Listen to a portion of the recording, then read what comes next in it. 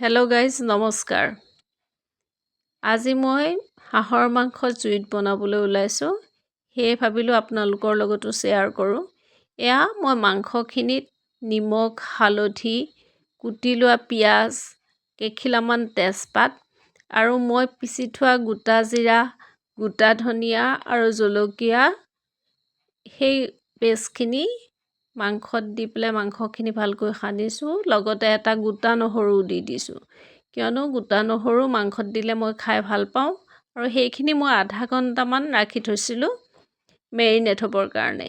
এতিয়া মই কেৰাহীখন পাতি আপোনালোকে দেখিছে, তেল দিলোঁ। তেলখিনি গৰম হোৱাৰ পিছত মই সানি থোৱা মাংসখিনি তেলত এয়া বহাই দিছোঁ আৰু ভালকৈ লৰাই বগৰাই অলপমান ভাজাৰ পিছত এতিয়া মই এটা বিলাহী কাটি দিছোঁ।